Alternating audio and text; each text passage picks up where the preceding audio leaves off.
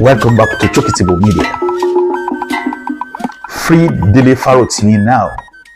Free Dele Farotimi now. Free Dele Farotimi now.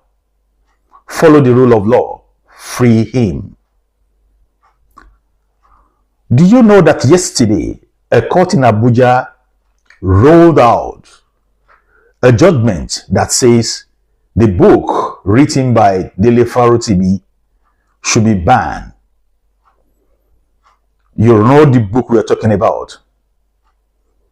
The judicial system that has been bastardized. That is what it's all about. So, a court in Abuja said that book should be taken off the shelf anywhere. But never mind, never worry. I will bring to you here in piecemeal, as I got it from the reading of MAYEGUN General Political. So if you don't have the chance of buying the book, or you haven't listened to the accusation and the bone of contention why Dele Farotimi was arrested, I will try to bring part of the book, or the most important part of the book, for you to listen to. So after you listen to that, put your comment in the comment section and let me know what you feel. Actually, many people passing judgment on this book haven't even read the book at all. And that is why this is an opportunity for you to listen to part of the, part of those, of what is written in that book that we're talking about. In the other cultures, the people have been speaking, lawyers have been speaking, everybody's passing their opinion, but majorly from the camp of Babalola, they have also gone to the media also to start to debunk, part of those things that are in that book. I will try my best to bring to you as well later on what I gathered from the media, how what Dele Farotimi accused Babalola of doing is being debunked on the media, on the television. Actually, I didn't see much of this, or I don't see much of this at all on the social media, but on conventional media, they are also standing up, and they are using the court as well, moving from one court to the other to challenge Dele, calling him to court and stuff like this. I learned that there was a case instituted against him in Ibadan, one in Abuja, one in Lagos, and everywhere. I think they want to weigh him down with lawsuits here and there over this defamation stuff that we are arguing about. Don't let me ramble. Don't let me rumble too much over this, and let me leave you to listen to this part that I'm bringing to you. Don't forget to share, like, and subscribe. Let everybody be aware the reason why it is like this. And that is the main point that I'm trying to prove in this broadcast of mine. See you next time. The cursory reading of Justice Aka's lead judgment was enough to show that the Eletus were up to some shenanigans, and the roots of their mischief became apparent soon enough. Upon studying the judgment itself, in the face of the intransigence of the Eletu family and their continuing refusal to respect the boundaries of the judgment that had been given in their favor, it became incumbent upon us to seek to speak with the Babalola firm and the Eletu family themselves. We wrote a series of letters, both to Oludaramola San, as the head of the Babalola chambers in Lagos, and also to Gbadamosi Eletu family, specifically Chief Wahid Eletu, and sought to hold meetings with them in order to better understand the parameters of any disagreements or disputes that we might have with them, whilst we continue to monitor what was going on. We had by this time become aware that the head judge in Lagos State, Atilade J, had signed a writ of possession. Being made aware of this, we continued to write letters to the sheriff section and to the Chief Justice, including concerned authorities, to make them aware that this will be acting beyond the judgment of the court, as this will be at variance with the claims that the parties themselves had placed before the court at all material times, including before the Supreme Court. Whilst all this was going on, we had a meeting in the law office of Babalola in Magodo, where Oludaramola San made himself unavailable and had us meet with Olufaro, a younger counsel. I have always treated counsel differently, and I have been particularly respectful of senior counsel. Every counsel that has worked with me would attest to my demand that respect for colleagues be primary. But Olufaro Esquire was remarkably insolent and assured that we were made aware of just how powerful the law office he worked for believed himself to be, and how much above the law and the practice of law they believed themselves to be. The meeting achieved nothing. The judgment of the court was unanimous in giving judgment to the Eletus, and the pronouncement of ACAs were clear and unambiguous. The Eletus were entitled to the compensation that they had been awarded for their land in case M/779/93. But Justice Rodvival laid the foundation for the fraud that was to come. He spoke of an unextinguished equitable interest in 254 hectares. It is my contention that he was not serving the cause of justice when he made that pronouncement, and he was aware of the mischief intended with his deliberate choice of words. With the Eletu's aggressive assertion of the claims that they were awarded 254 hectares gaining traction in the press, and their seizure of several plots of land from small landowners in the Agungi-Osakwa axis, my office became inundated with calls from dispossessed owners, land buyers from the Ojomo family, and developers of all hues, big and small. The panic engendered by the actions of the Eletus bred mass hysteria, and through it all, we kept advising our clients to stay firm and to refuse to succumb to the blackmail of the Eletus. I had seen enough by the end of September 2013 to be convinced that there was a high-level conspiracy involving elements in the Supreme Court, Lagos Judiciary, Afe Babalola and his crew, and with the Eletus as co-beneficiary. On the 7th of October 2013, I got news early in the day of an impending invasion of the Osakwa Agungi axis by the Eletus and their lawyers, accompanied by thugs and police, supposedly on a mission to enforce the Supreme Court judgment. I immediately placed a call to Oludaramola San and asked what judgment he was planning to execute on my clients, and reiterated the readiness of my clients to engage with his firm to determine how the judgment might affect our clients.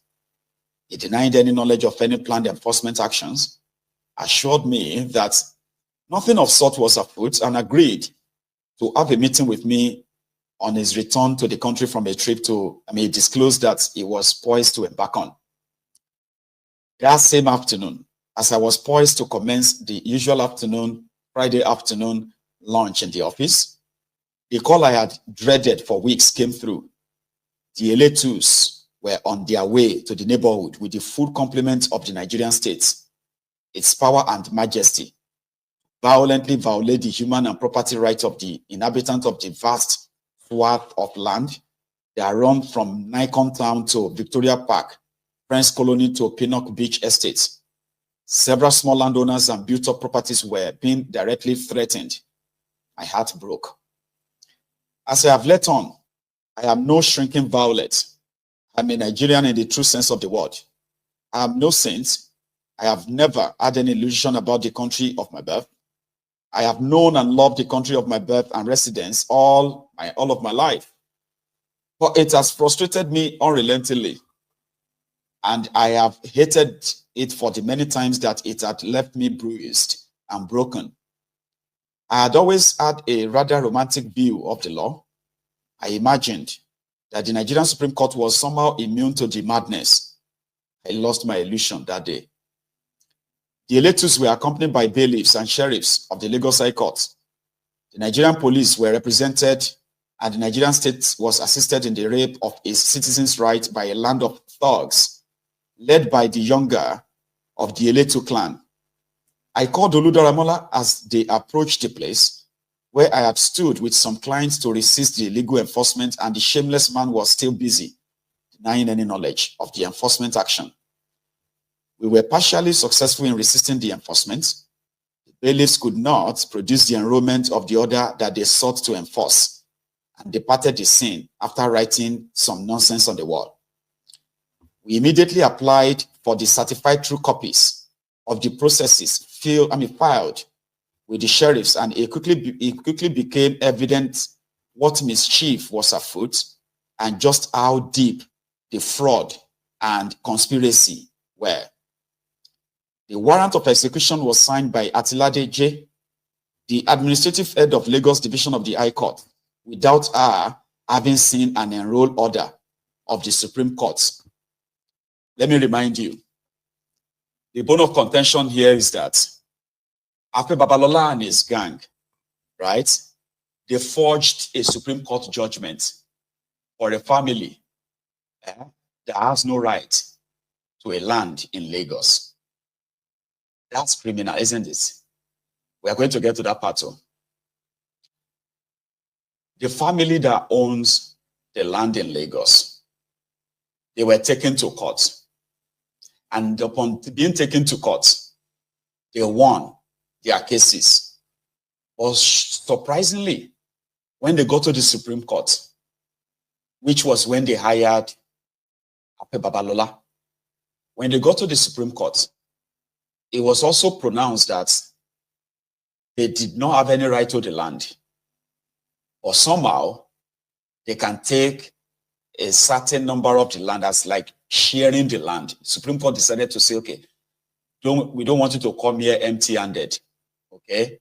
These 254 hectares of land is not yours. But you know what? We'll give you 10 from that land. You can take 10. You, the owner of these 254 hectares of land, you know something? Give them 10 now. So when that judgment came and it was time for them to execute it, right? After Babalola and his gang, they forged the Supreme Court judgment that instead of taking 10 hectares that the Supreme Court dashed them, they decided they would take all the lands, 254 hectares. Here you get. So this is why Dele Farotimi is like asking, can you give us a certified true copy of that judgment? But it has been altered. This is where the role of Babalola and his chamber, this is where it comes in. They forged the judgment and they gave themselves the right to claim all the lands. So when the true copy of the judgment arrived, it gets worse. Let's continue. The more we scrutinize the rite of possession, the more apparent the fraudulence of his procurers, issuers, and beneficiaries became. It became patently clear that the head judge in Lagos, Atilade, had either wittingly or unwittingly lent herself as an instrument of fraudulence in the issuance of the writ of possession that they presumed to execute on the 7th of October, 2013. One of the first things that we found most incongruous was the complete absence of the enrolled order of the Supreme Court in the processes. At no point did the judge, Atilade, or the sheriff cite an enrolled order of the Supreme Court. What was done was that a portion of the consenting judgment of Rhodes Viver JSC, as he then was underlined. And this was the portion that spoke of an extinguished equitable interest in 254 hectares. I am persuaded to conclude that this obiter was inserted specifically for the purpose to which it was pressed. Nevertheless, this was all that was before Atilade, the head judge of the Lagos Division, where she issued a writ of possession covering 254 hectares. Another curious thing we found on perusing the execution file was the presence of a most fraudulent person by the name of S.B. Joseph San, who was the procurer-in-chief of the writ of possession issued by Atilade. and was in actual fact the one who worked exclusively at all times on the procurement of the fraudulent writs of possession. We quickly realized that the law offices of Afe Babalola and C and Co. Emmanuel Chambers had outsourced the judgment execution to another law office, the firm of SB Joseph and Co. The firm had fraudulently and deliberately concealed the judgments of ACAS and had underlined the words of Justice Rodviver to deceive and perhaps mislead Atilade, or as is more likely, Atilade was always a part of the original fraud. The Eletus somehow managed to corrupt the judiciary to procure a fraudulent warrant that had no bearing on the judgment of the court. On being convinced of the emerging fraud, I made strenuous efforts to protect my clients from the extortionist exercises of the Eletus and their lawyers. I wrote several petitions to the fraud unit at Kwanti, CID, another to the Chief Judge in Lagos State, Ayotunde Phillips, the National Judicial Commission, and yet another was addressed to the Attorney General of Lagos State at the time, Mr. Ade Ikpaye. I also ensured that one went to the governor of the state, BRF, Fashola, who, being a lawyer, I imagined, would be better briefed to do the right thing related to the issue, given the likelihood of a breakdown of law and order, and in view of the fact that the Eletu, in seeking to enforce the fraudulent warrant, had invaded multiple estates within the Lekki, Ajiran, or Sakwa axis, pursuant to the fraudulent writ of possession.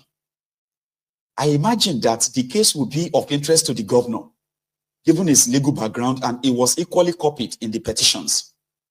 I detailed the duties of the state to protect the integrity of his own title, and generally made all aware that I was not only aware of the fraud, I was prepared to blow the whistle on all that were involved. BRF was not interested enough to do anything decisive about the obvious fraud and brigandage. He passed the buck to the Attorney General, Ikpaye, Akim Okunla, then the Permanent Secretary, Lands, and Agbenla, the Surveyor General. When the heat I was drawing became a little too much for the head judge, Atilade, she reached out through one of the clients and the Ojomu Shiftansi family, seeking to explain that she was misled and had made a mistake. I was informed of her regrets at what was termed an inadvertent error in signing the warrant. Atilade was at the time in the pivotal place of waiting in the wings to succeed her sister as the Chief Judge of Lagos State. She was interested in doing everything she could to douse the fire that had been kindled by our participation in the issuance of the fraudulent writ of possession. She pleaded with them to appeal to me to bring a motion to quash the warrant that she had originally issued for the possession of 254 hectares. We prepared the motion to quash the warrant after sending same to our client for execution. The client returned to us, obviously, having coordinated with the judge who begged, saying that instead of the ground stated in our motion, which was for fraudulent misrepresentation, we should have it changed and request that it is quashed for documentary irregularity. The original motion prepared by my office was a motion on notice. We prepared this and readied our processes to be filed. Then word came to us by the Ojomu's Palace. Atilade had asked that we file the motion ex parte. This was to avoid a lengthy delay. She assured our messengers to me, as having the motion paper served on Afe Babalola and Co. We only serve to prolong the resolution of the problems created, either by our corruption and or incompetence. My reasoned arguments against the ex parte motion were not countenanced by the clients. They all just wanted the mess over and done with. Multi-billion naira investments were being undermined by the situation, and several lives were being disrupted they argued. In deference to the client's instruction and urging, and in clear refusal of our legal advice to the client, that the matter should not be withdrawn, but argued on its merit as being sought for fraudulent misrepresentation, we were prevailed upon to present a motion ex parte, asking for the warrant to be quashed on the ground of documentary irregularity, a euphemism for fraudulence. We followed the client's wishes in protest, but we were convinced that something wasn't quite right. Events were to prove us right. The motion was filed ex parte, as had been advised, and Atilade heard the motion in chamber on the 11th October 2013, quashing the fraudulently procured warrant as promised, and euphemistically referring to the ground as being one of documentary irregularity. But even as Atilade played the contrition game, she was already part of the game plan being stitched together by the Grand Master of Judicial Corruption in Nigeria, Afe Babalola. I have come to the conclusion that the required form of the application and our ruling were all part of the insidious plans of Afe Babalola, his band of crooked lawyers, and the coterie of crooked, incompetent justices of the Supreme Courts. I will take a break. It's called tea break, right? I'll be back in a minute. I am conscious of exactly what kind of country I live in. But it used to be my belief that as crazy as we might be, that there is still something that must undergird our system. And that is the sanctity of law. I used to believe that even if the High Court judges maybe a few might be corrupt, and I knew a few who were. Maybe one or two Court of Appeal justices might be amenable to pressure, but I never believed that an entire system would be subverted in pursuance of narrow interest until 2013. But I'll let the book speak for itself. But it is of critical importance that this book be written, and I will explain why. I worry about the society that we have built, that we are building, and that we are likely to bequeath to the next generation. I have tried my best to be faithful to the truth. I have allowed the truth to be the sole bridle for my pen, and I have written believing in the complete truthfulness of each and every word that I have put in that book. But the truth needs to be told. So what I have done for my children. I have done for my conscience. I have done my own bit. Let them do their own bit. Hopefully they find the grace to adhere to the rule of law. Thank you very much. Rule of law or rule of money. Chapter 8, the purchased judgment. The Agbenla Alausa conspiracy, chieftaincy family. The battle to quash the warrant opened my eyes to the extent of the rot in the court systems, and I came to the knowledge of the sickening realities of the systemic putrefaction. The Supreme Court's judgment was doctored by the Confederation of Lawyers in Afe Babalola's chamber and the law offices of S.B. Joseph and Co. And the end desired by the Confederacy was sought with the active connivance of head judge of the Lagos Division, Atilade. I submitted a petition to the police, and I soon found that the Eletus and their crooked lawyers had co-opted the police into the scheme. The Eletus managed to move the sheriffs and bailiffs to execute the doctored judgment, and they did this in spite of the fact that I had placed all of the relevant authorities on notice and had drawn the attention of the Chief Judge of Lagos State and the Attorney General to the fraud. Drawing pointed inferences to the legal incongruity of having the judgment applied to people whose title to their properties are rooted in the government's own grants to the Ojomu by the Gazette of Excision, and in the case of Nikon Town, to peoples outside the customary jurisdiction of the Ojomu family. In the immediate aftermath of the court order quashing the fraudulent warrants, the Eletus continued to strong-arm the small plot holders outside of the bigger holdings that had mostly lawyered up and joined in the battle against the Eletus onslaughts.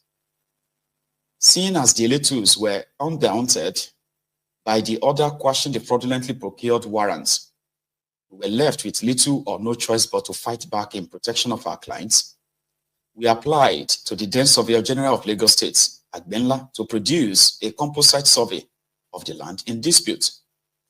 Agbenla was the Surveyor General of Lagos State at the time of the delivery of the Supreme Court judgment, and given the tip I had been offered by Mr. Osan Idemudia about the survey fraud in the Eletu's deed of conveyance, I deemed the commission of a composite survey to be of extreme importance. But I had another reason for wanting the Surveyor General's composite, one that is rooted in the oral tradition of the Ojomo people, and of that of their neighbor to the east, the Elegushi. From the dawn of ages and from the oral account of the two traditional land-owning families, the Ojomu and the Elegushi have for generations considered the MAYEGUN Creek, now known as the MAYEGUN Canal, as their traditional boundary. The village of Osakpa, one of the Ojomu's villages, is to one side of the canal, and Igbokushu, one of the Legushi's villages, is on the other side of the canal. The Ojomu is the consenting authority for the Baale stool of Osakpa, and the Elegushi is the consenting authority for the stool of Igbokushu. Nikon Town is located inside Elegushi's Igbokushu village. I know this because I had worked for Basa and Partners and Oyekon Abdullahi. She was the lawyer to the Igbokushu community when they sued the Elegushi to challenge his right to sell the land that has today become known as Nikon Town. How did the Ojomu come to sell land to Badamoshi Eletu beyond the clear boundaries of their own land? Remember how I had been integrated into the Ojomu family by my early associations with the young princesses? Well, they might have introduced me, but I had become part of the fabric of the Ajiran community, lived amongst the natives and befriended them with integrity and honesty. They told me their war stories as we shared life's experiences. One of the stories that more elderly ones never appeared tired of sharing was the story of how they were defrauded, cheated, and exploited by Major Bamidele Badamoshi Eletu. The older generation would tell of how the affluent member of the Eletu Odibo, chieftaincy family of Lagos Island, a family to which several prominent Ajiran families are equally related, was granted land on which to settle at Osakpa, and how they subsequently sold him a vast parcel of land. Their bugbear was that the survey, which he was to subsequently attach to the deed of conveyance, which they signed as illiterates, exaggerated the extent of the land sold. They were universally bitter, and I never forgot their stories. The judgment brought back the memories, and the attempt to extend the judgment to Nikon Town was sufficient enough to warrant the need for the composite survey, even if I did not have the benefit of Osahon's tape. I had made the original application for the composite very early in the day. It was made within weeks of the judgment, and as part of the immediate response in the wake of the aggressive claim of the Eletu. Once the Supreme Court's judgment... Don't forget to share, like, and subscribe. This is Systembook Media. God bless you as you do. See you next time. Bye for now.